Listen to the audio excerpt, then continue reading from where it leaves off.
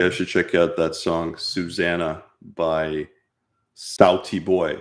Sauti Soul. Sauti Soul. It's a good vibe. It's a good vibe. I think he's from Kenya. My friend was playing that shit on repeat for like 20 times in a row last year. Some girl introduced me to the song, and anyway, check it out. Susanna, Sauti Soul, good vibe. If you're having a party. All right, YouTube, we are live, I think. Can someone confirm? My mic is a little bit far from you. Can someone on YouTube confirm that you can hear me, that the audio is good and crisp? Por favor. Yes, we can hear you. Okay, I need to silence this shit. Oh, fucking Christ. Quit that shit. All right. All right. Good afternoon, boys and girls. Good afternoon. Vadim, you look so good in your white sweater. Thank you. Thank you. Channeling my angelic vibes. So I have decided to take some time out this afternoon from watching Apocalypse Now Redux. Rewatch it. It's been a while. Masterpiece if you guys haven't seen it. Anyway, I took some time off to answer some of your burning questions. Do another live Q&A because a bunch of people missed the last one. You know, plus there's plenty to talk about, so why the fuck not? Gives me some interaction during this lonely pandemic. All right, let's crack into it. You know, last time I talked about a few topics that I thought that I had wanted to discuss for some time, and then we cracked into the questions. Today I'm just gonna, and if you guys haven't seen that first live Q&A, then definitely go check it out. Today I just want to crack into some questions, and there were some guys who got in early and asked a couple of questions. So I want to start with those. I don't see his question anymore. Okay, but one guy was basically asking what to do in the pandemic. You know, it's not the first time I hear this. And look, here's what I'll say. Is this tea or is this whiskey? I'll let you decide. Look, first of all, it depends on where you live. Like, every city, every country is fucking different. I can't keep track anymore. You know, it's so hard to stay abreast of all these fucking pandemic developments. Like Toronto, for example, is back on lockdown now. All right. It was all open. I got back to Toronto in November. I think it was all open since like October. For a few months, it was completely open. Clubs were open, bars were open, and, you know, restaurants, everything was more or less, you know, back to normal. And it was fucking great. And then just recently, they slapped on the fucking restrictions again. Basically, not essentials only, but it's like you can't go out. All right, it's like stores are open, but you can't really go out, can't do restaurants. So it's fucking obnoxious. And I think that might continue for the next few months, which is why I'm thinking of maybe going to Mexico for a few months. But, you know, you have a city like Toronto, it's like, and now it's especially cold, right? So the foot traffic for day game, okay, is not great. During rush hour, it's decent, but then it gets dark. So, you know, what you want to do in those situations is go to well-lit areas, okay? It's not super cold, so you can go out. Like, everyone here is pretty like tough when it comes to the cold, including the girls. They go out at, you know, during normal times, they go out at night when it's fucking freezing. They wear like a skimpy dress and a jacket. Girls will talk to you, okay, during the day if it's cold, right? But the point is, foot traffic is not the best. And if you're going to target, if you're going to do day game, you want to target higher density areas, and you want to go, I think the best time is rush hour, 4 to 7 p.m. during the week, because a lot of people, even if they work at home, they get off work, they go for a walk, they run some fucking errands. So foot traffic tends to get decent. People are still shopping at least. So go around malls and all that stuff. And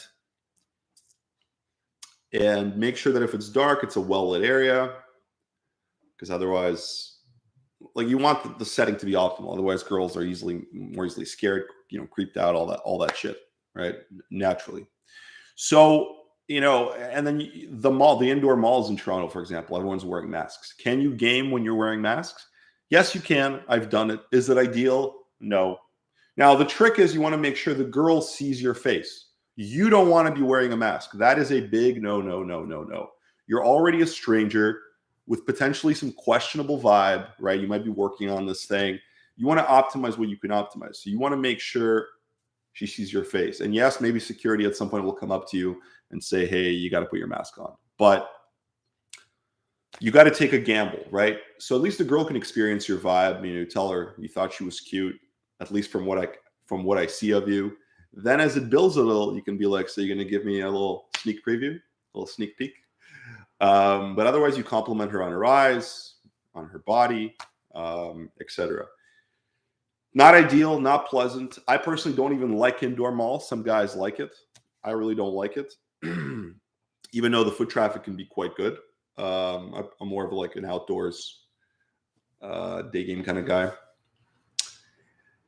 But other cities are more open, like, LA, California, like Miami's fully open. California is pretty much open. You got to wear masks when you're like at stores, but outside some people wear masks outside, but otherwise they don't.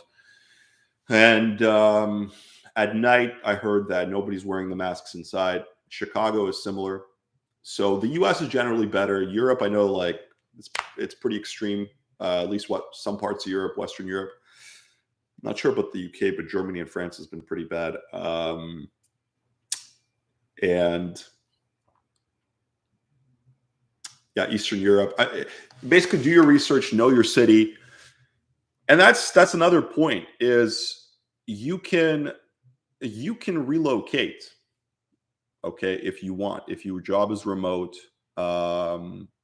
you can relocate somewhere where it's more open. I might go to Mexico for a few months, just because, there's life there. Here it just feels like death. Everything's closed. You can go out in Mexico. You can fucking meet girls. You can dine, hit the beach, etc. So look, do your research. You can relocate if possible. Not everyone can, obviously. So you make the best of it.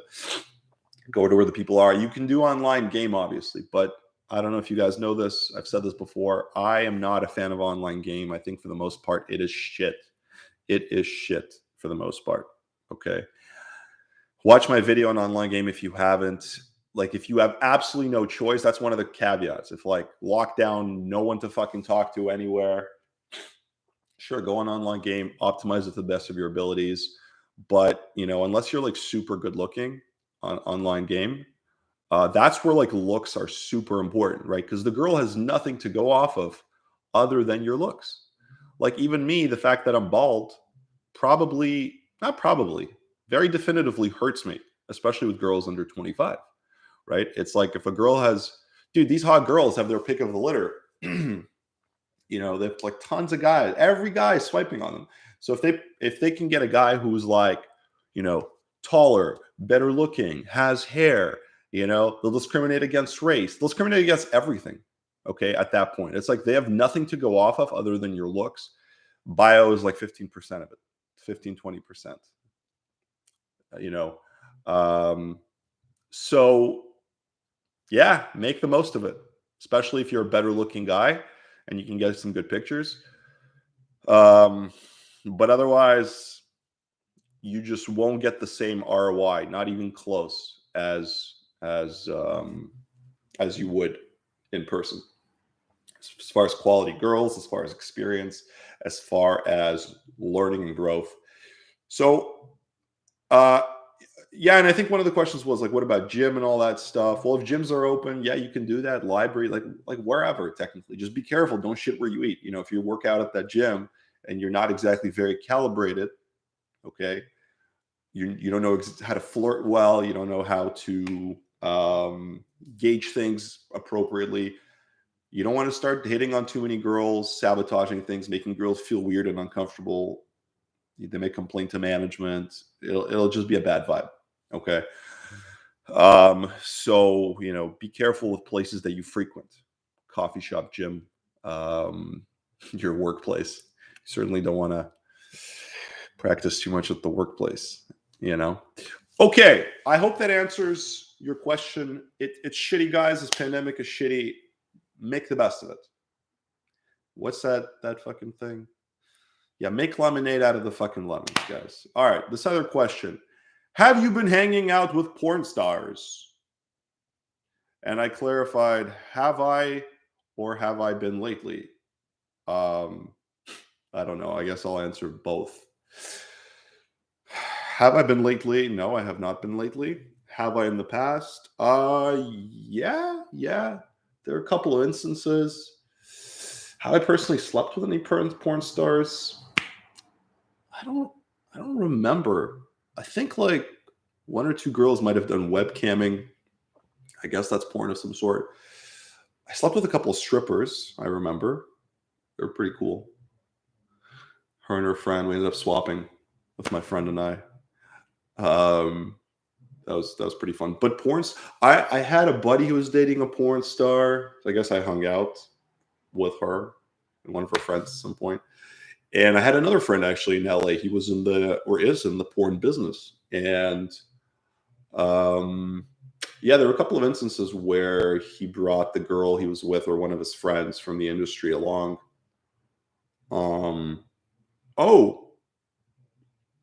Yeah, one of them was actually pretty famous. Anya Olsen, yeah. I remember. And it was trippy. I remember he was with her and he was trying to like, I don't know, they were open or maybe they weren't really together. They were just kind of hooking up and he was trying to like set her up with my buddy. We were all hanging out. And I was with a friend and we were trying to like bring a bunch of girls back. We were all out and they got home first. And I don't remember exactly what the fuck went down, but I remember this instance where, so I was bringing home these two different groups of girls. I think I was actually with my ex at the time. We were trying to like pull a threesome. Maybe that was a different time. But anyway, there were two groups of girls and that we were like trying to bring to the party. But before that, my friend and his buddy had arrived home earlier and they were with this porn star Anya. And I just remember some scene where I think she was like trying to give one of the guys head in like the hallway or something, where I didn't see this. Maybe one of the girls saw this. And yeah, this one group of girls, they just fucking like tripped out. They felt so uncomfortable. I mean, it's so fucking random, I guess. Like you randomly see some girl just giving some guy head. You know, it wasn't exactly a swingers party, but that was pretty chippy. So anyway, trippy. So anyway, yes, I guess I have hung out with some porn stars. But you know, I'll say this, guys, like these porn stars, like they're like regular girls, to be honest. Like I've met enough girls that like you don't like, she could be a porn star kind of thing, right? Like some of them like have this very girl next door kind of vibe. Some a little bit more, you know, obviously more edgy, more sexual and all that, more overt, more flirtatious. But it's like a lot of girls certainly fuck like porn stars. And if they don't yet, you can bring it out in them. You can bring it out. There's a porn star inside of every girl, let me tell you. Okay. Even though the sweetest, nicest, kindest girls, they, with the right guy, they want to tap into their inner porn star. Let me assure you. Especially if they're like secure enough, like even some of the insecure ones. The whole security thing, you know what? I don't want to confuse you with that. It's a multi-layered thing.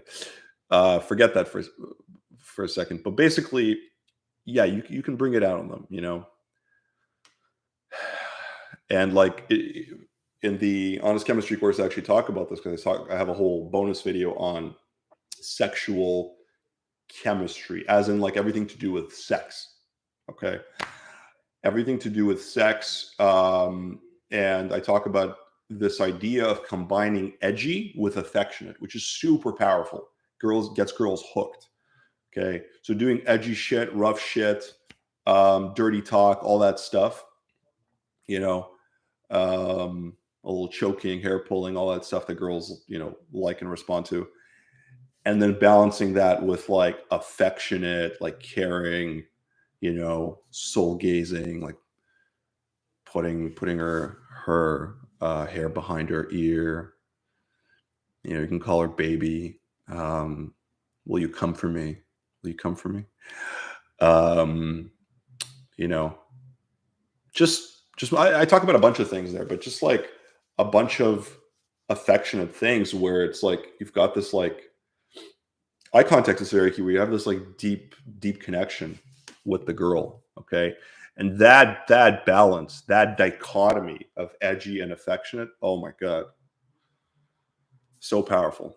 So fucking powerful. And speaking of honest chemistry, actually, before I forget, I want to make an announcement that today is the last day of the relaunch. Okay, where we decided to do a 72-hour relaunch because a bunch of guys missed it.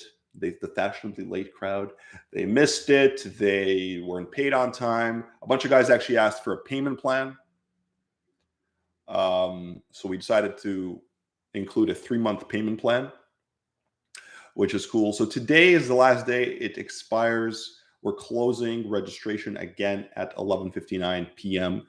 Eastern time. And yes, it is still 50% off, part of like the initial early bird launch special. We decided to extend that for these 72 hours. And yes, it still includes the 6 months of group coaching. So I'll be doing a live Q&A like this, more intimate, and I'll be answering a bunch of questions with the guys that joined starting late January. I'll be sending an email about that when we're going to start. So if you join now, you can take advantage of that. Whereas in the future, if we reopen, it will not be 50% off and it will not include the live coaching. So guys, go fucking get it. Okay, go get it. Do not make the excuse that, oh, it's pandemic and I can't optimize, and oh, but you know, I am focused on this and this and this. Oh, the weather isn't ideal. It's winter. Look, okay, you have forever to look into this course. It is a massive 20-hour course, 5 hours of infield alone, covers anything and everything. It can help you even if you're doing online game right now. Okay. You can slowly build towards this. When summer hits around, you'll be ready. Okay. You'll save the $500. You'll do the group coaching. Okay. Don't make excuses. Just have it as a fucking resource. Okay. Now, let's continue. Link in the description below, by the way. Let's continue. Let's answer some more questions.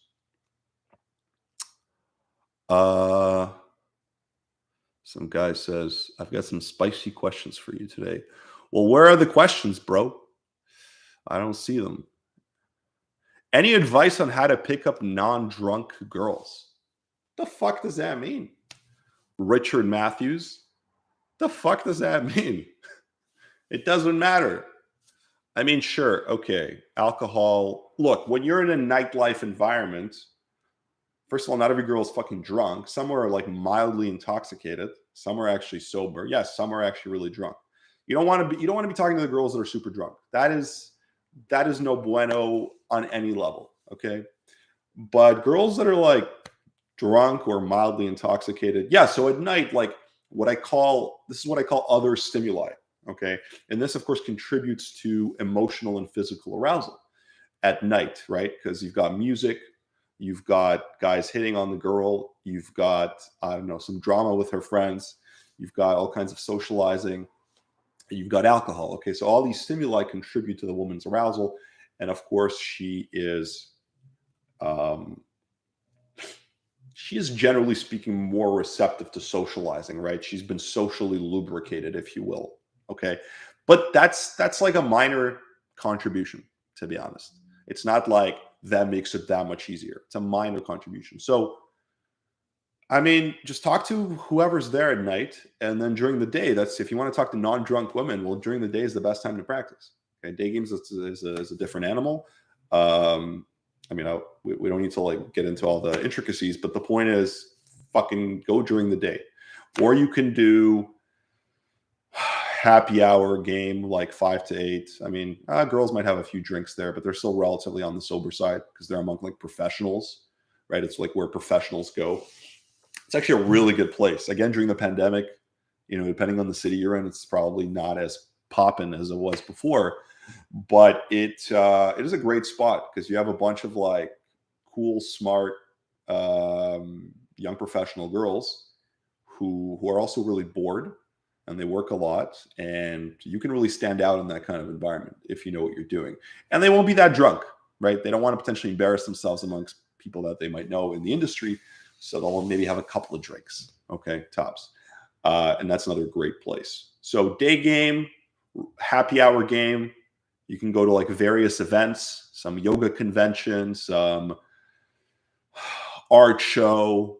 I always like to check out cool events in the city. Again, now everything's shit in Toronto, but if you're in a city that's more open, check out all kinds of events, daytime, nighttime, whatever you're into. Networking events, fucking art events, healthy living events. And you can actually meet girls that you might resonate more with, okay? That might be more maybe girlfriend material if you're looking for that. Okay. I hope that answers that.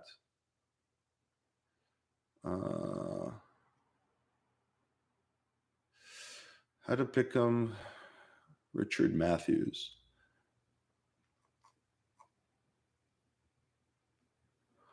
Oh, some guy paid, okay, $2. Said Led paid $2. And said, when do you take a break from women? Love you, G. I love you too, bro. I mean it. Good question. Good question. Okay, look, my new philosophy in life, okay, and I've talked about this on a recent podcast. Actually, I talked about this a little bit in the last Q&A, is do what you feel like. Honestly. So much of our decision-making is us trying to rationalize something, trying to be logical. Like all our decisions are emotional at the end of the day, and we make sense of them on a logical and a rational level. Okay. And so we think we're being rational. No, we're not. Okay. We're trying to make sense of an emotional decision to suit whatever agenda we have, whatever narrative we have, blah, blah, blah. So I always say, try to strip away the fear in a decision. Identify what you just genuinely want to do, and then try to strip away the fear from that and be like, and that's basically what you want to do on a macro level and a micro level. So honestly, if you follow this advice, this is golden advice. This is like literally the definition or one of the aspects of going with the flow. You're just trusting your heart, okay, your gut, whatever you want. And you're rolling with it, and you're trying to like make sure fear doesn't get in the way. And then because with fear comes a lot of the rationalization, and it's like what's realistic, what makes sense. I'm not saying be completely like delusional. You still need to understand the general principles of success and like what works, what doesn't, certain realities, let's say certain objective realities. And I mean, it's tough to be completely objective, but the point is, so how this ties in with Said Led's comment is whenever you feel like taking a break from women, take a break from women. It's as simple as that. It's literally as simple as that. You want to practice, you want to focus on something else, focus on something else. If you genuinely feel like it, remember, make sure make sure that that decision is not dictated by some kind of fear or logic. But if you genuinely want to like turn towards something else, career, health, family, I don't know, you just want to chill, you want to go travel and do some introspection, you know, some art project, whatever, then do that. You know, I've gone through a lot of periods when I was, you know, trying to limit my interactions with women and slash not get into any relationships because they can be a distraction. And, or, you know, maybe it's not the time to be working on that. Okay. So whenever you feel like it, said, I hope that answers your question. Okay.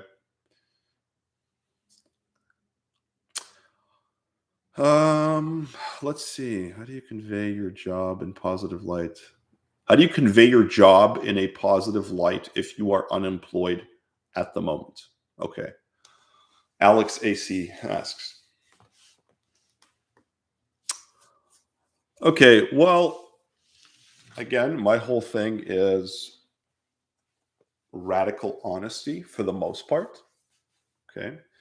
Not always radical transparency. Be careful. That's not quite the same thing. There are, so you don't want to lie, but sometimes it might make sense to withhold certain pieces of information because it might not be the appropriate time to reveal that information, or it might, I don't know, hurt someone, or it's not conducive. Okay. Without getting too big of a philosophical discussion on that, in this case, if you're unemployed and you need to talk about your job, I would own it. I would completely own it, to be honest. Like, own whatever stage in life you're at. Just own it. Own everything, guys. Own everything.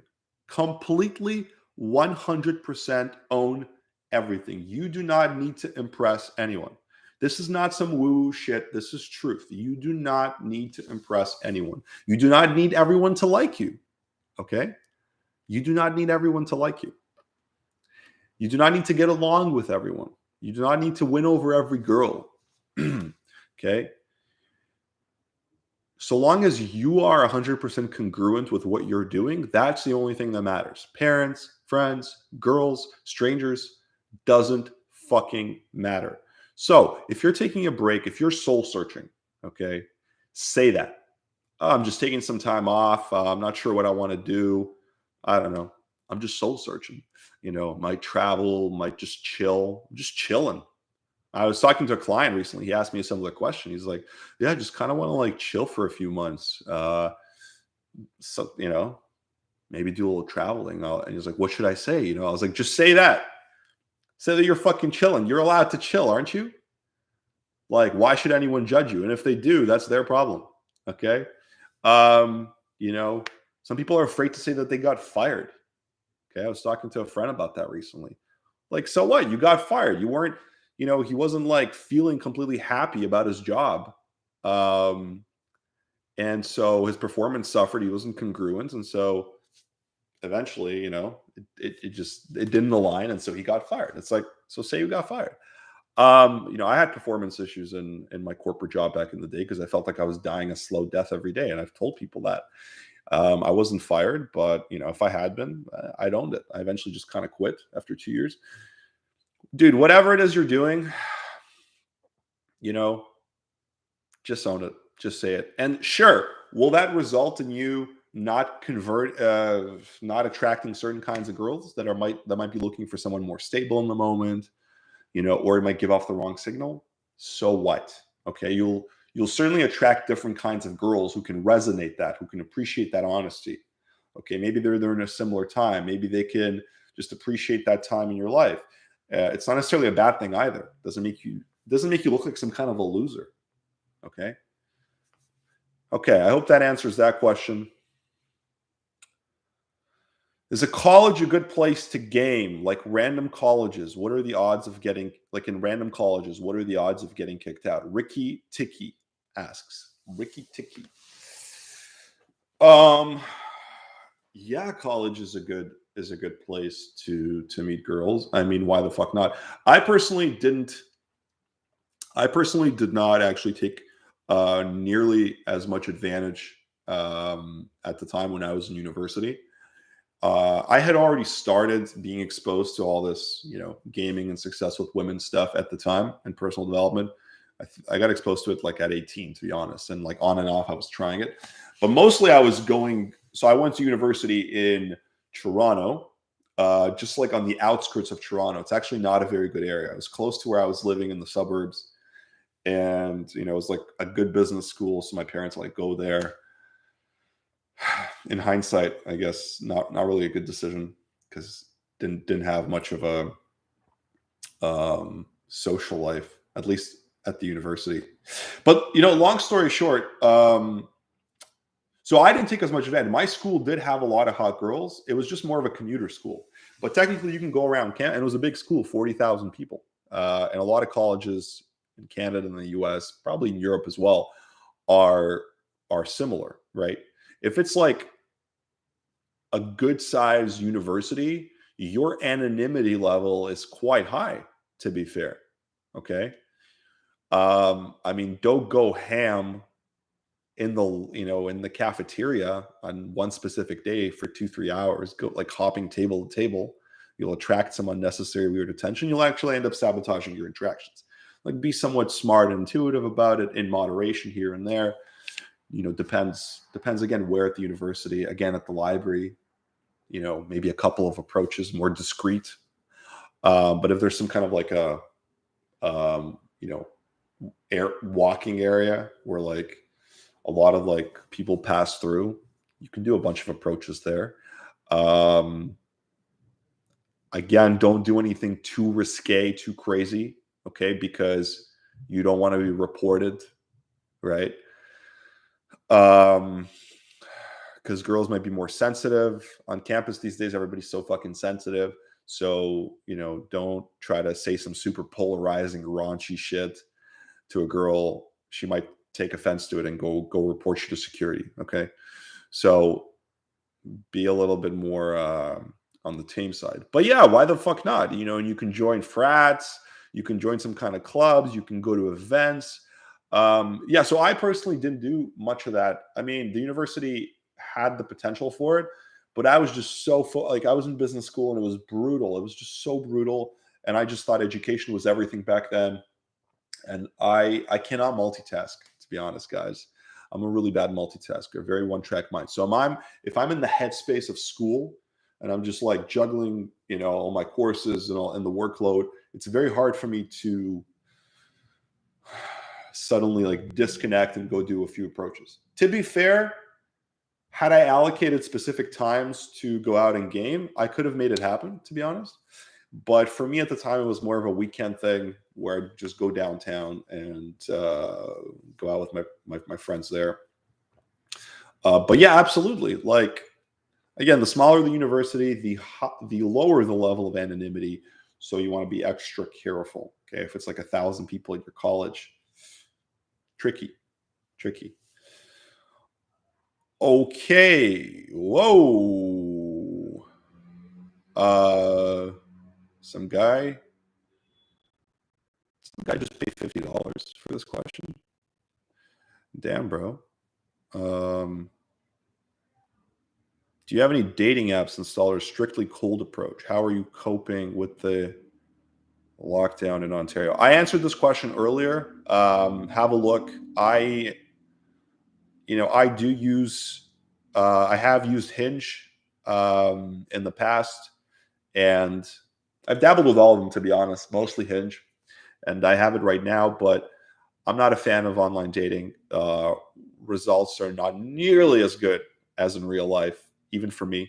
I'm also not the best looking guy, but I'm a decent looking guy, and I have good pictures, and it's brutal with online. You have to be super good looking, and even then, I have some friends who are really good looking and have decent game, and they get like mediocre results. It's the whole model is completely broken. Like, by all means, try it out. Like I said earlier, elaborate a little bit more. But it will never ever come close to substituting real game. But if you absolutely have nowhere to go, sure, try it out, optimize it. Okay, and I think Some would argue with this. I think Hinge is the best. You can do voice memos. I guess you can do voice memos in all of them now.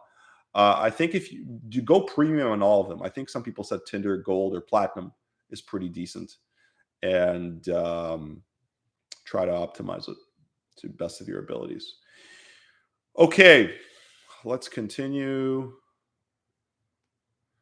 Hello, Vadim. How are you? Nice to see you again. Hope you'll make videos again, just like the old format. And sorry, homeless Shobo. I talked about like how to optimize, your day game in a place like Ontario and Toronto. So have a look. This was like 15 minutes ago. Hi, Vadim. How are you? Zapan Lambada says Lambada. That was a good dance. Ta-na-na-na, ta-na-na. How are you? Nice to see you again. Hope you'll make videos again, just like the old format you did before when you first started. I always watch your old videos once in a while. Look, guys. Look, I love those comedy videos. Everybody loves those comedy videos. I hear this all the time. You're going to make more comedy videos. I don't know. Maybe the odd one here and there. To be honest, I'm not super passionate about making those comedy videos anymore. I'll tell you what content I am more passionate about making once things settle down with the pandemic. But the comedy videos, you have to act. 50% of it is kind of acting, and rehearsing certain lines. I would create these characters, and you want to create funny content, and so you have to like force these lines in the interactions. And as a result, you sabotage the interactions. They get weird. Some girls are kind of weirded out. Some are also have fun and they enjoy it, but it's kind of cringy at times. And just my heart's not really in it. I have like a whole document with a bunch of characters that I still wanted to do, but like the last one I did was during the pandemic last year when I dressed up in the hazmat suit and all that. That was pretty fun, and it was very time appropriate. But I don't know. We'll see. So the content that I really would like to do is travel style kind of vlogs, adventure vlogs, where I meet girls. I maybe talk a little bit about the culture. I show some infield, crack some jokes, share some wisdom, little tips here and there, some wisdom here and there, get some cool shots, those kind of videos, like 20-minute kind of vlogs, maybe 2-part videos, maybe cover like a daytime video in like a city. I don't know, say I'm like in Paris or something. It's like a daytime video on how to meet girls, a little adventure style video, and then a nighttime video on how to meet girls, right? And then maybe I take a girl out on a date and share that, or maybe I have like another separate rant that I did, by the Eiffel Tower. And also events, various events in any city I'm living in. You go to some like art show and maybe you talk to a few girls, you share some wisdom, you have some laughs, some adventures. That's probably the content I am most passionate about. And I filmed a few of these videos very off the cuff, not super planned. Budapest, Prague, Berlin. I did one in LA, Chicago. But if I can plan those better and share a little bit more about the city, about the culture, get better, better shots, more interesting interactions, I think that'd be super dope. I might even start a separate channel where that would be just dedicated to that, a second channel. And I think this would be good because then I can like really build the momentum once I have a lot of content, post every week and really try to like blow up there. Because this channel slowed down because I had a lot of hiatuses, right? So I might do a strategy where I'm posting on both. But yeah, the comedy videos, I don't know. We'll see. But the odd one maybe. Let's see. How big a percent? So, how tall are you? How important do you think height is in doing game? I am 6'1". That's 183 centimeters for the Europeans and the Canadians. Actually, Canada kind of uses both systems. Is height important? I mean, look, yes, height helps. Okay, height helps. Look, in my courses, including honest chemistry and in my foundations course, which once you buy Honest Chemistry, for the people who buy it, it's like a little upsell, which is the stuff I share with all my bootcamp students, and I've kind of packaged it with Honest Chemistry during this launch. It's like another mini, well, it's like a 7-hour course, to be honest. A lot of interesting shit. I talk about this in more depth, about sexual value and social value and honest signals and how these things carry different weightings. I go into the intricacies of this, and I talk about this to some extent in not just in my foundations course, but in Honest Chemistry as well. And I say, look, the most important things in a man is his vibe, his energy, okay, his confidence, his assertiveness, his dominance, his leadership, okay, his emotional and social intuition, his ability to empathize, okay.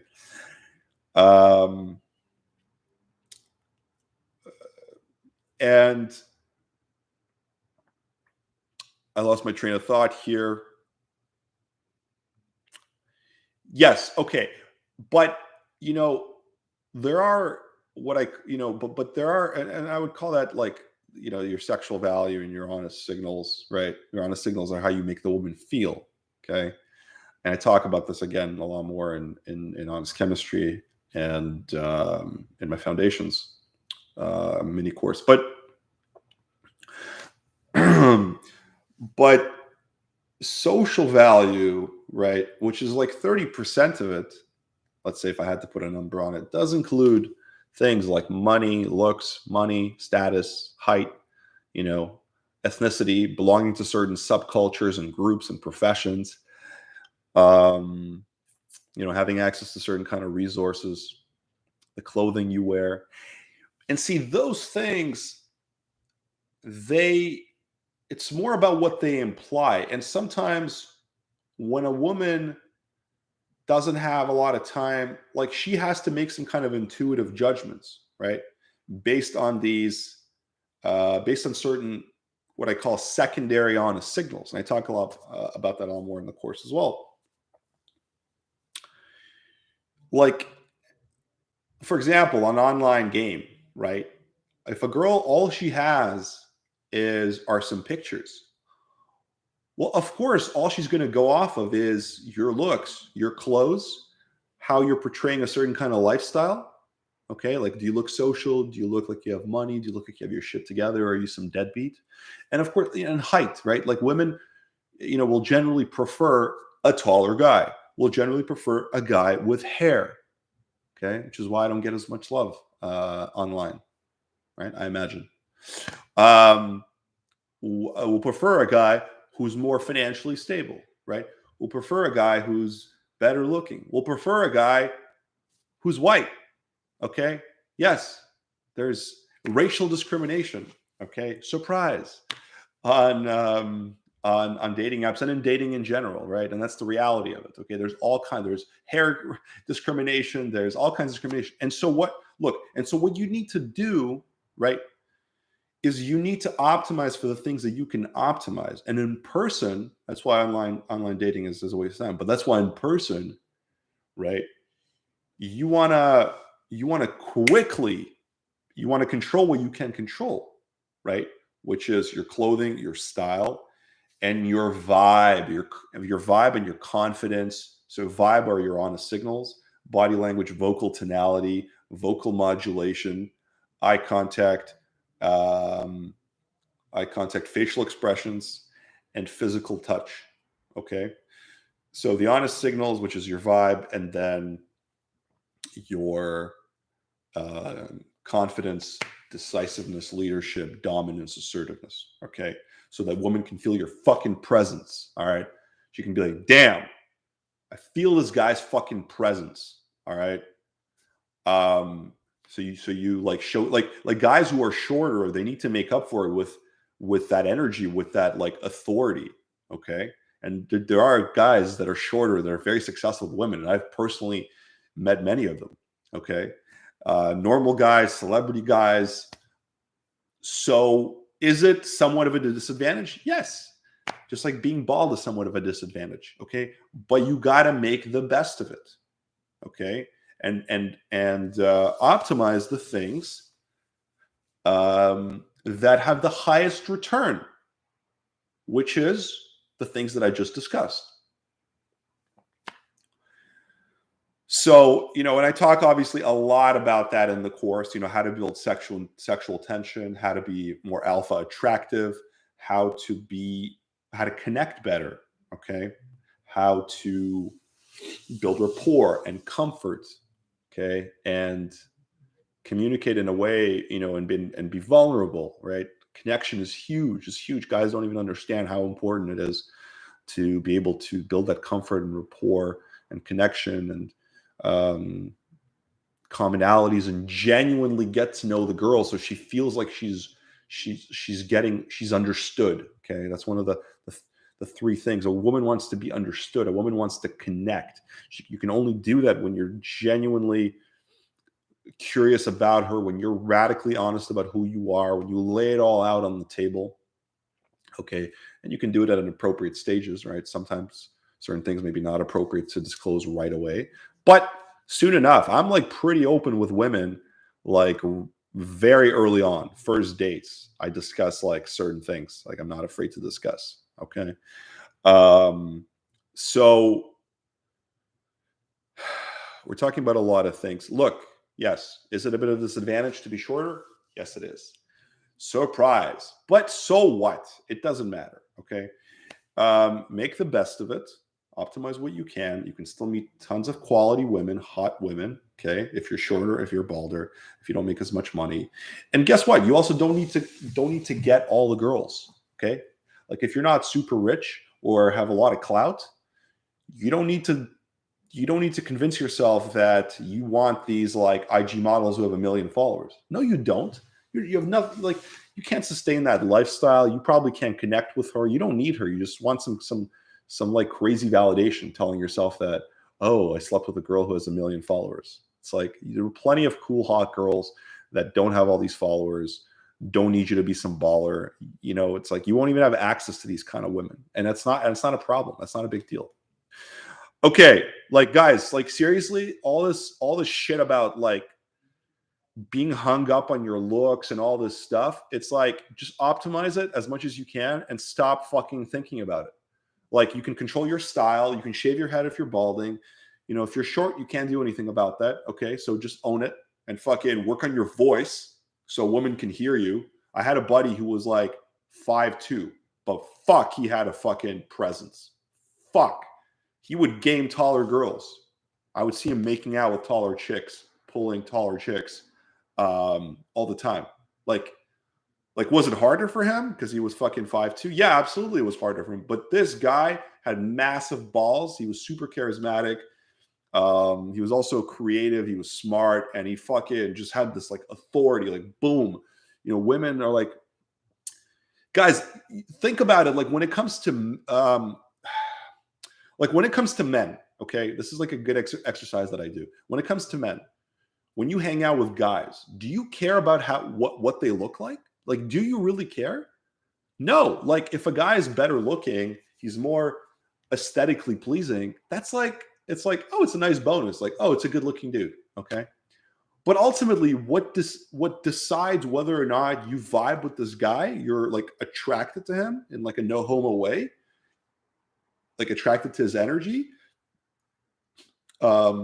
is exactly that. It's his energy. It's his vibe. It's that confidence. It's that charisma he exudes. It's the way he speaks. It's his honest signals. Like, I don't give a fuck about your looks. Okay. I've hung out with plenty of like mediocre looking dudes, but they're just fucking cool. They're interesting, right? They have a good vibe. They're positive, and you want to be around that. It's like, and suddenly they're just like, and this is how it works for women. The man starts to become more, almost physically more attractive. Okay.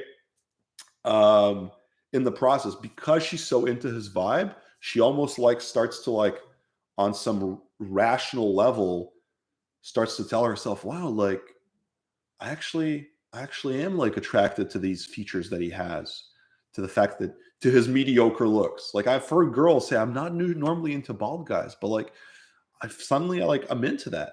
Suddenly I'm into a guy with beard. I've heard a bunch of times. Like, you wouldn't even think. It's like, I don't like guys with beards, but guys, like, do not be hung up on this shit. I'm not going to pretend that shit doesn't matter. It sometimes gives you an in, sometimes gives you a little bit of an edge, but overall, it does not matter. And do not waste your energy. Okay? Do not. Please. Please. It is such a waste of time. And it becomes a self-fulfilling prophecy when you're like, am I tall enough? Am I tall enough? And then you start projecting all those insecurities, and the girl can feel it. She can feel it. You know, whether it's you're insecure about your money or your looks or your height or your race or whatever it is, just fucking, it's just such a turnoff. It's such a fucking turnoff when you don't own your shit. Just such a turnoff. So icky. So icky. So cut that shit out, guys. Just cut it out. Next. Okay, I hope that answers some that question. Can you?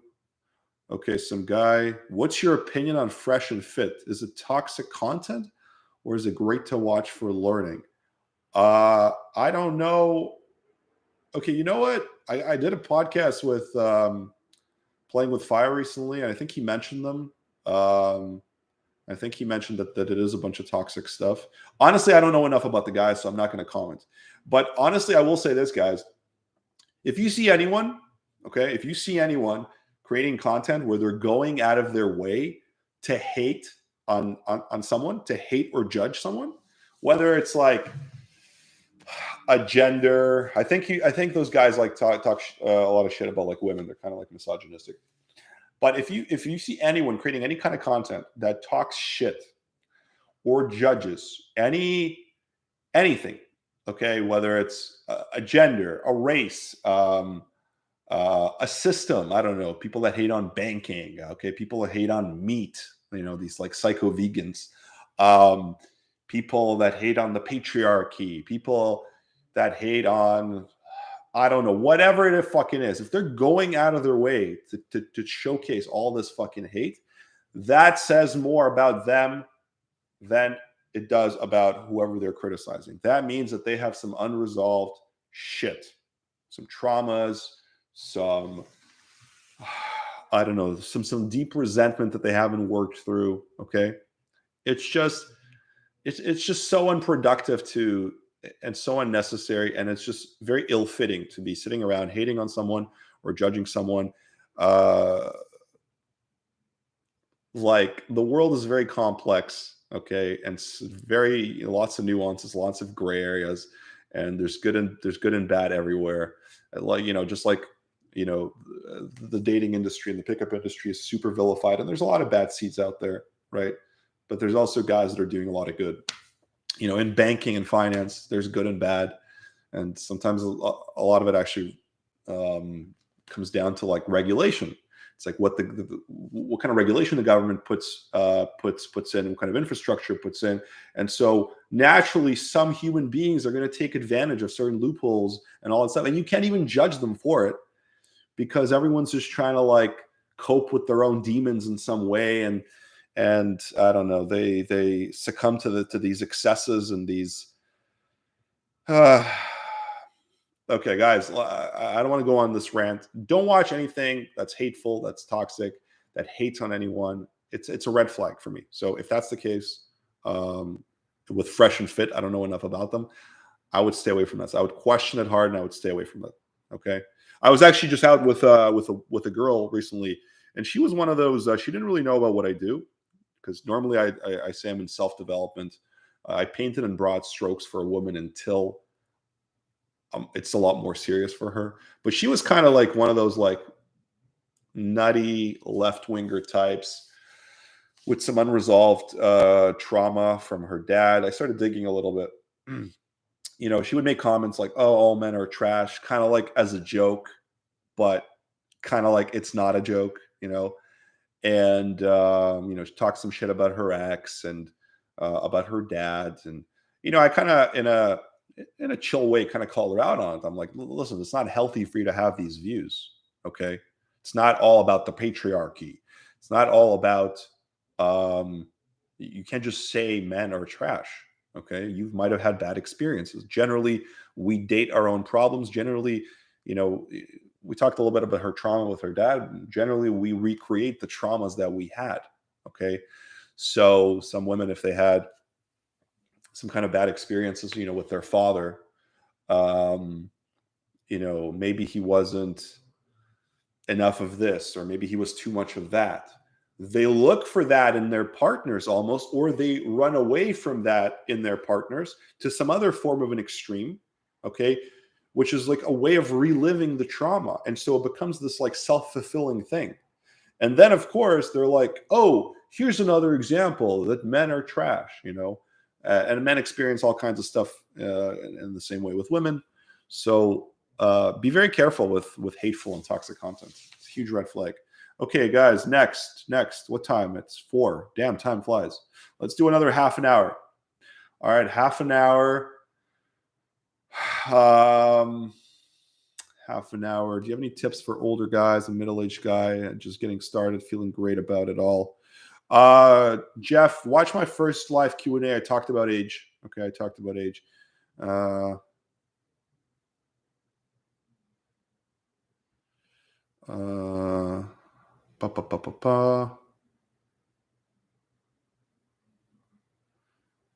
Jesus.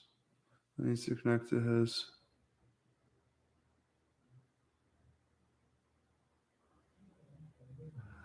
My question is, why are all good-looking girls after our money, and then they won't want us men for men? That's a very convoluted question. Listen to my response earlier about height. I recently started with day game, getting numbers. Okay. SFR Freestyle is saying, I recently started with day game, getting numbers, but most of the time it does not lead to getting dates, or they become flaky. I'm not texting weird stuff or being a creep when approaching. Any tips?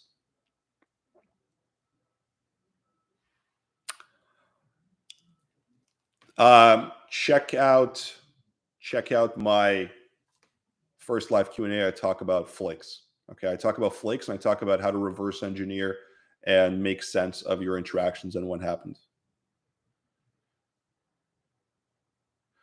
Some guys asking, I'm from Croatia, Europe. Is your honest chemistry program designed for in-person or for online? How would it look like?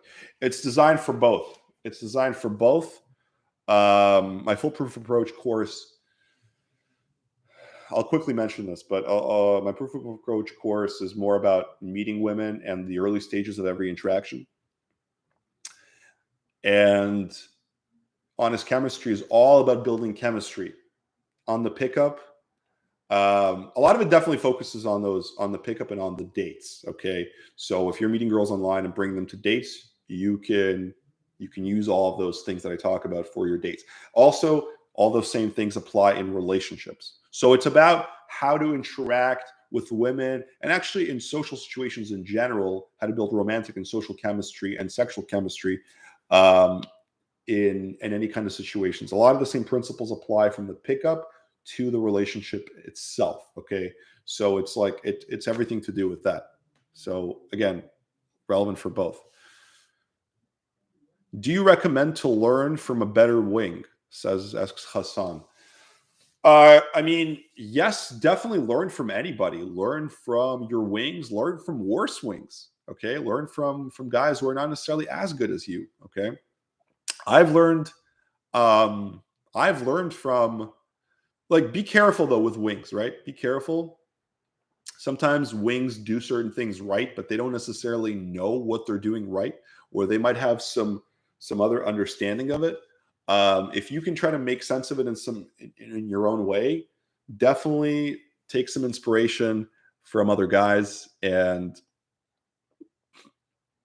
learn from them as well. Try not to be careful not to like compare yourself to other guys.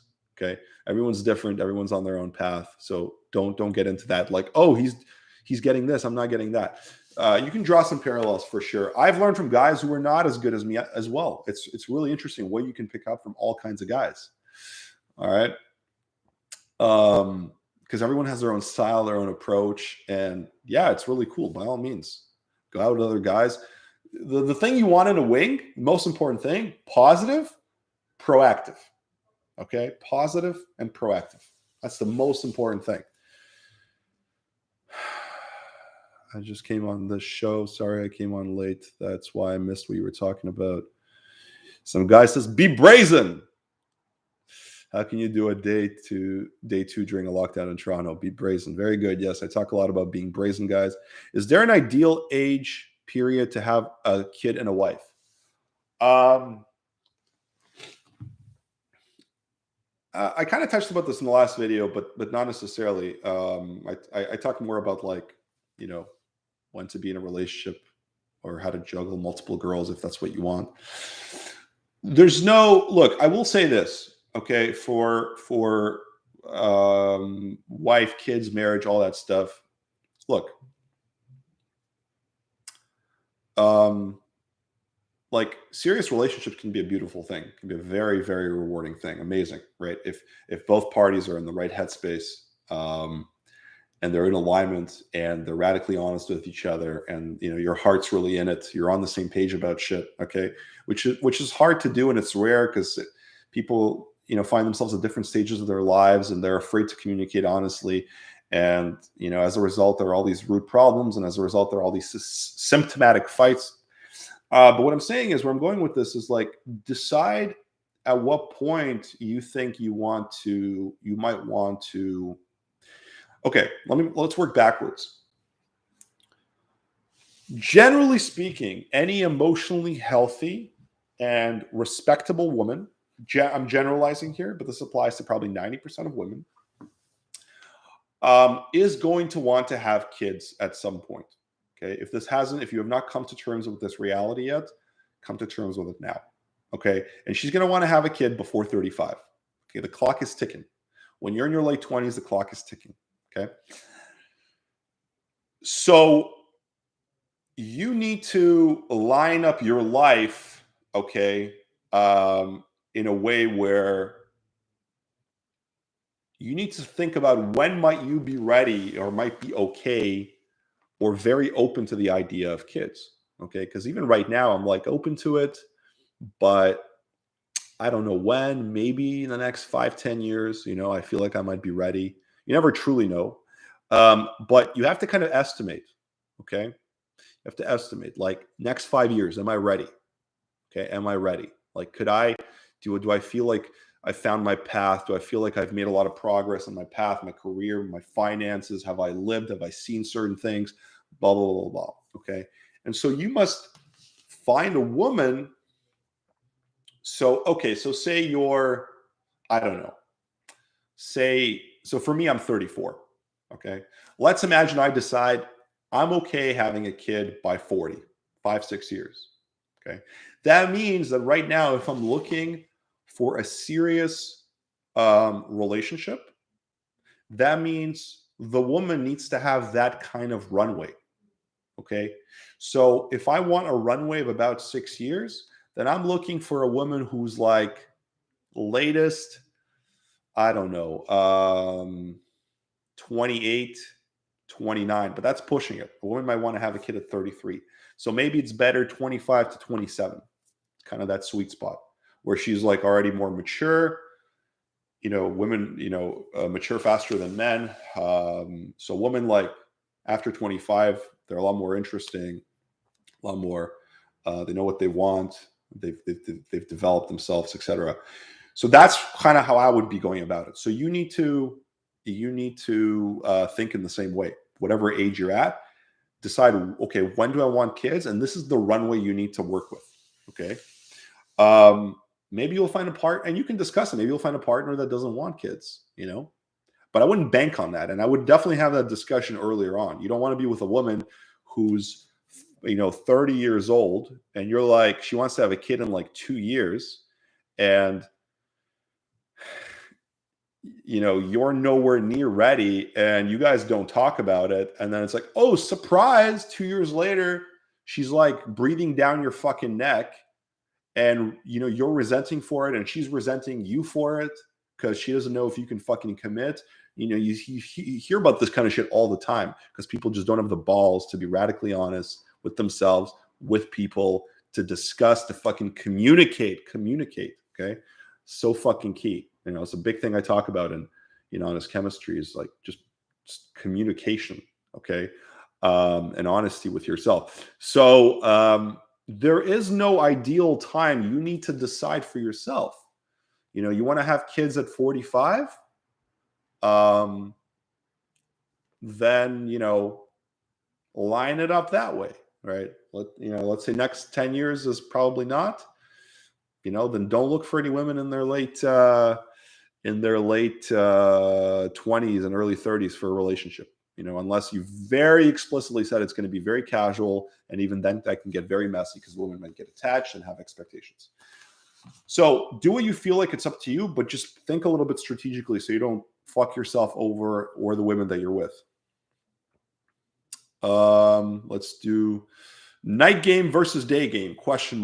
Anais Anaen. Okay. I like both. I think maybe on some level, if I'm going to be truthful here, I prefer night game. Okay. I've done more night game in my life. I think maybe I prefer it more because I'm always in the working headspace during the day.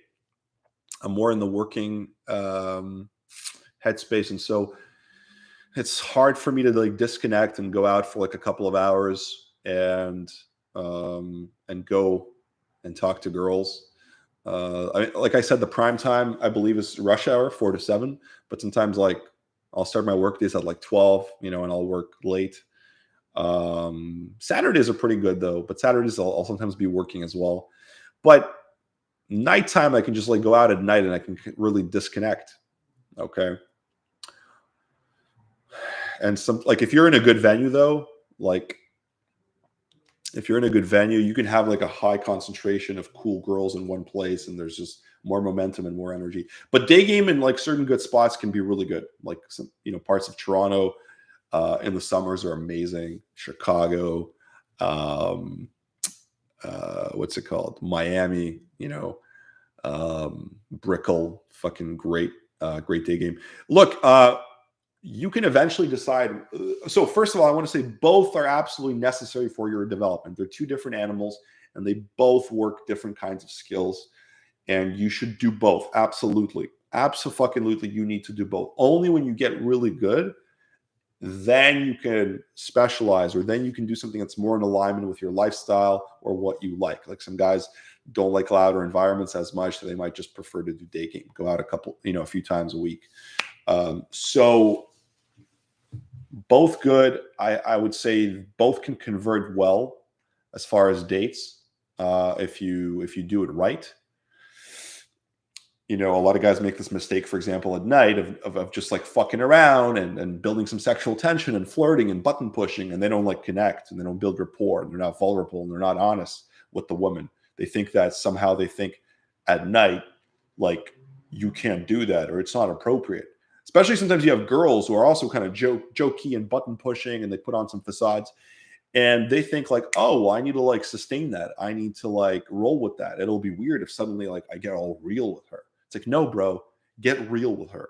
Sometimes I'll even tell the girls to drop their facades, and I'll ask them deep questions or probing questions, or just get to know them. They don't have to be deep, but just be hey, just be real with me here for a second.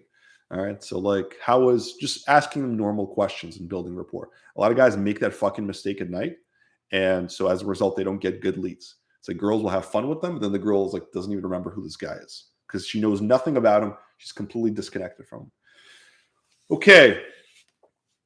Let's answer some more questions. How to approach in Mexico? I don't know what that means, Jamie D. Where in Mexico? Okay. You also asked how to approach in small cities. The same way you would approach anywhere, except know that if it's a really, really small city, if you're in a town of 3,000 people, your level of anonymity is going to be very low. Okay. So you're going to quickly, I've talked to some clients like this, and they're yeah. And a friend is yeah, you start to see the same girls or bump into, a girl you talk to might see you talking to another girl. So it can get a little tricky. You definitely should move at some point where there are more options, where your level of anonymity is higher. Okay, higher. That is very essential. If you guys want to get good at this, you need to be in bigger cities, higher density places, higher foot traffic, more bars and clubs. You're just not going to get good if you're living in some town of 5,000 people. I want to stop making these fucking excuses. And if this is important enough to you, move. If you can move at this moment in time, I don't know, because you're 17 and in high school, or because you have to help out your dad with the business for the next couple of years, well, then suck it up and make the most of it. Maybe you can travel half an hour away to the neighboring bigger town, practice there, go on dates there. Okay. It's like, control what you can control. Okay. But ultimately, you can't have your cake and eat it too. Some guys are just not willing to leave the comfort of their town. Yeah, but I really want to get good at this. It's like, no, you don't. Okay. If this was important to you, you would strip away the fear. You would fucking make the necessary sacrifices, and you would fucking move. Okay. I'm not going to help. Some guys want me to help build a case for them for why they should move. Okay. So they can feel better about themselves. I'm not going to do that. What else? Don't you get tendinitis if you go to clubs often? What the fuck is that? Why would that be? What have you learned the most about people teaching game? What have you learned the most about people teaching game or self-growth? Not sure I understand that question, Andrew Kissel. That is a very macro level question, as in what are some major realizations I've learned about guys who I imagine what he's asking is what are some major realizations I've had about guys who teach this stuff and personal development in general. Well, I think anybody who does this at one point or another has struggled with this at some point in their life, including myself, and everybody's different. Everyone has a different kind of background. And so they turn to self-development and to success with women because, they go hand in hand, and then they can explain it better to other guys. I will say this though, there are some guys who have had some kind of major traumas in the past and that have, they've built up some resentment and they haven't properly dealt with those traumas and explored them, where they've never felt enough love and don't have enough self-love and, et cetera, et cetera. I talked about that in some videos, and they don't address that stuff. And then that carries over into their coaching. And so they teach certain guys, they teach certain unhealthy, toxic things. Okay. Inorganic things, or too gamey things, or, somewhat misogynistic things where there's this bitterness that comes out in their coaching. It's you can't be good with women if you don't love yourself, don't address those parts of you, and don't love women wholeheartedly. Okay. And feminine energy and all that stuff. So you watch out for that. If you pick up on any of that shit in any coaches, whether it's gamey stuff, inauthentic stuff, hateful stuff, there's resentment that's there's undertones or overtones of resentment. Be careful with that, whether it's with success with women or any other kind of personal development, or fitness. Maybe it's different as long as the guy's showing you how to lift, whatever. But definitely personal development, success with women, success psychology. Be careful. It's question those things. Why is he saying the things that he's saying?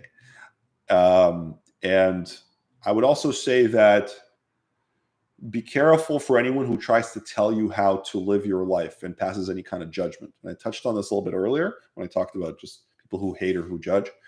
I, as a coach, am not here to tell you how to live your life. That's not my place. I'm not here to judge you. I'm not here to tell you what should be important for you. I'm here to tell you what works and how to get good and how to self-develop. But I'm not here to say, to micromanage you and say, no, you should sleep with X number of girls, or no, you shouldn't get into this relationship, or no, you have to be a player, or no, you need to love day game more than night game. It's that's not my place. It's not productive. It's not appropriate. So, and there's also guys that try to convince themselves be they coach, if they're a coach, or if they are students of the game, they try to convince themselves that they need to hit some kind of external markers of success. So they need to be like, I don't know, they need like a certain kind of lake count or something, which they think might make them happy. No. Okay. So a lot of this is delusion. Okay. You shouldn't, it's the process of it. It's the process of the growth. It's the adventure. It's the fulfillment of that. It's going to make you happy. Okay. The results are cool and you're going to enjoy them, right? They're pleasure. They're pleasure. They're not happiness. Okay. The happiness comes from the process, the growth, and the adventure. Okay. I cannot stress this enough. And so be careful, check in with yourself and ask yourself, why are you motivated to do this? What is this really about? Okay. And do a lot of inner work. And again, be careful who you learn from. Okay. There's definitely guys out there who are doing some good stuff. And there's guys who not so good, not so healthy. Yeah, Andrew, I said, okay, you elaborated, but I hope that answered your question. Some guy said gamey stuff, ? Gamey stuff is basically guys that are not very authentic, and they're just button pushing, and they're just trying to like be more flirtatious in like a fake way because they think like, look, the way I teach, okay, is I teach you natural principles and techniques that work, okay, that inherently work. And the idea is to do them in appropriate organic contexts. And I teach you how to better calibrate and how to like spot these opportunities. And then like a big basis of my game and honest chemistry is do what is authentic, what you feel congruent with, like genuinely get to know the girl. So a lot of guys, they're not genuinely there to get to know the girl and to connect. They're there to push some buttons and get some like feedback. And they just want to like stay in a little bit longer. So they use these like fake crutches, but in the process of using these fake crutches, they're actually sabotaging the interaction in themselves and their growth and their feedback, because you have to build on the foundation of I am genuinely into this girl and genuinely get to know this girl. And in the process, you're also, spiking some emotions, dancing the dance, if you will, building sexual tension in organic context. Okay. Like if you think her shoes are kind of funky, genuinely, you can tease her about her shoes. Okay. If you don't force some kind of a tease. Okay. That's what I call gamey. Okay. Like too much, over the top, inauthentic, forced. All right. Not enough rapport, not enough comfort. Okay. That's what I call gamey. And you got to cut that shit out. And if anybody's teaching that stuff, do not be careful with that stuff. It has to be authentic. Okay. That is the most effective way. Everything else breaks down in the short run and in the long run. And I've been there. Trust me. Let's do 8 more minutes, guys. We'll do a 2-hour Q&A today.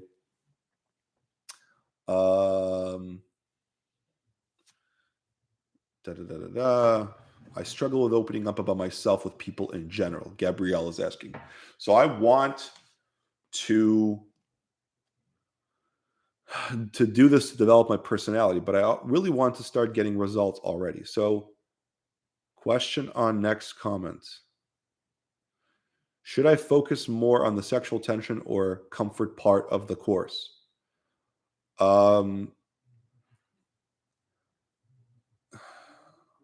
I mean, that's a bit of a convoluted question. They're both important. They're both important. But look, what I say to guys is so this guy is saying he wants to start getting some results and feeling some results, but he also struggles opening up and connecting with people. Should he focus on sexual tension, which is a big chunk of this course, right? Or the connection rapport part? Look, both are important, but I say, a lot of things are important in this whole area, right? But I say this to guys, and I had a coaching call with a client the other day, and and I do this a lot on boot camps as well, try to narrow down, like, let's first of all create a cheat sheet for yourself, something I say, and lay out the most important parts. Lay out the things that you struggle with most, the things that, like, the best reminders for yourself. Okay. Like check in with those things, like every time you go out, sometimes between interactions, if you want. But try to narrow down the things that you focus on at any given time. This is, I think, the mistake that guys make. They want to do it all. Okay. And it's not possible to do it all at once. You overwhelm yourself. You're not fully present. You end up sabotaging your growth is what you do, and the interactions. And be okay with the fact that you're not going to get all the girls all the time. Like, stop being results oriented. You guys have heard this before, and guys don't actually, like, they don't listen to this advice. They think it's some woo-woo shit. It's not woo-woo shit. This applies to business as well. The results, like, you need to be aware of what you're doing right or wrong process-wise. The results will naturally come, but you have no control over the results. And they're great, and take enjoyment in them, sure, and strive for them, right? You can strive, okay, to make $100,000 this year or $500,000 this year. You can strive for that, and you can think about a process that will bring you there, but don't be attached to that happening. It's okay if you don't hit 100 or 500 or whatever your goal is. Don't beat yourself up for it. It is wrong to do so. Okay. Do not do that, because you have no control ultimately about all the forces at play and how things are going to unfold and unravel. Okay. You know, what path the universe is going to put you on and how it's going to conspire in or in or out of your favor. And so don't dwell on that. So similarly here, like, your goal is to be the curious scientist who is trying stuff out and working on himself. So if you're struggling to open up, be more open.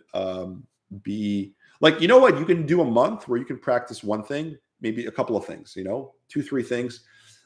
Week to week, you can change it. Maybe like 1 week, you're like, I'm practicing my eye contact and I'm practicing asking genuine questions to the girls.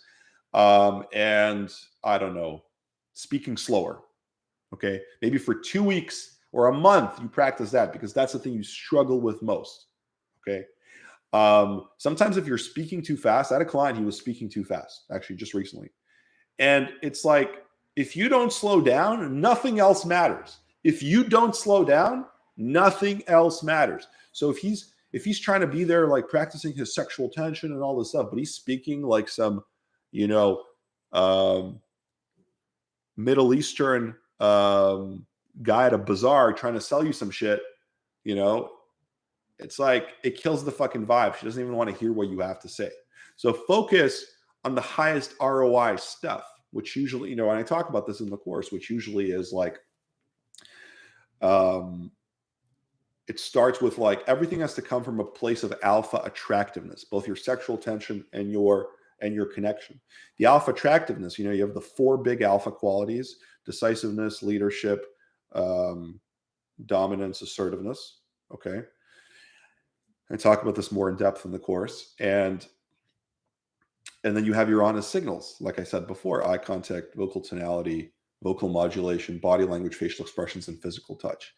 So try to get, that's your basis. Okay. That's your basis. And then the next kind of part of that basis is, am I genuinely into the girl? And do I genuinely want to get to know her? You also need that as your basis. If you're there just going through the motions with a woman, you'll fuck yourself up, and the woman will feel it, and the whole thing just breaks down. So lay out your foundations that are most important, that have the highest ROI, that dictate how the rest of the interaction is going to shape up. And then slowly work on other things, and be okay that in the process, you're not going to get all the girls and all the results. You're going to fuck up a lot. Okay. And that's completely okay, because you are the curious scientist and the guy working on himself. Okay. So guys, it is what it is. You can't have your cake and eat it too. Practice patience, I always say, and appreciate the process. Practice patience and appreciate the process. And if you don't, this is the wrong thing for you. Okay. Maybe your heart is not in it. And that's not a problem. No judgment there. Stephen Shelton, I'm in Toronto. Are you hiring? That's a very vague question. Shoot me an email at info@honestsignals.com and tell me exactly what you want, what you bring to the table, why you want to apply. And we do sometimes look for guys in various capacities. I will be possibly needing a second filmer for the year. I have a full-time guy, but for boot camps who I will also be flying out to certain various cities. Just hit me up and tell me what you want and what you bring to the table. All right, guys, 4:29. All right, I'm cutting it.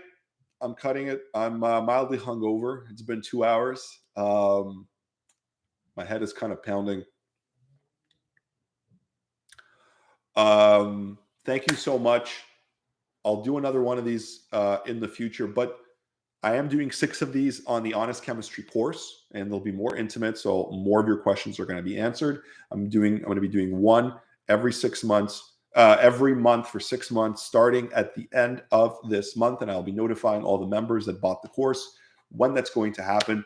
Today is the last day of the 72-hour relaunch for Honest Chemistry. Go check out the course. It's 50% off. We included payment plans for anybody who's missed it, who didn't get paid on time, who wants a fucking 3-month payment plan. We got you covered. It includes a 6-month of group Q&A.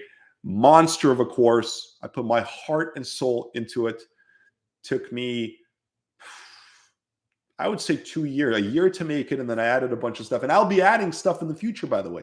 I will be adding stuff in the future. Guys telling me, hey, can you include this? Can you include that? I have ideas like what else I want to include. I already wrote a few things down that I'll be throwing in like later this year. So the course is going to grow. I'm trying to make this into the most awesome resource. 5+ hours of infield. I'll be throwing in more infield for sure, because I have like a whole infield library, which demonstrates, dates, pickups, which demonstrates all kinds of shit, right? So I threw all that in to demonstrate various concepts. Again, this is for picking up, this is for dating, this is for relationship, this is for social chemistry.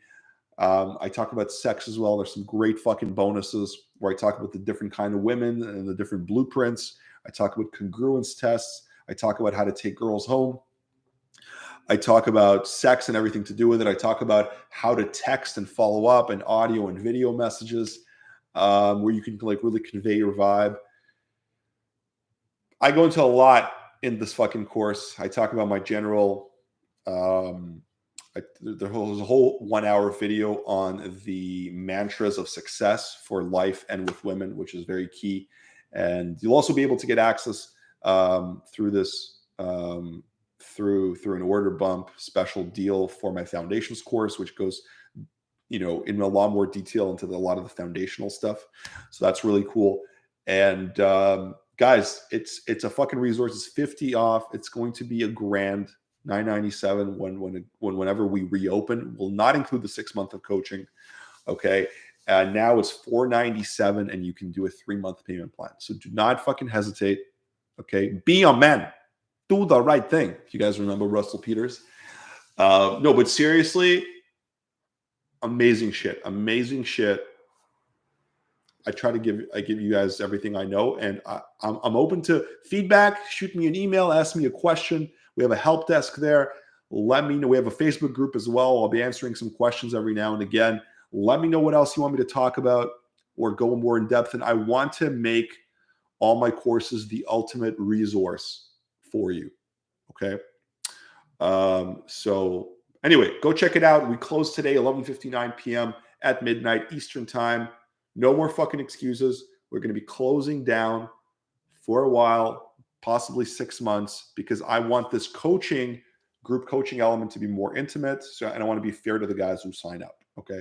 So you will not be able to get in after this. Okay, guys, thanks again. Thanks so much for your questions. This has been fun. This has been stimulating, and I'll try to do one of these in the future. All right. Thanks again. Peace out.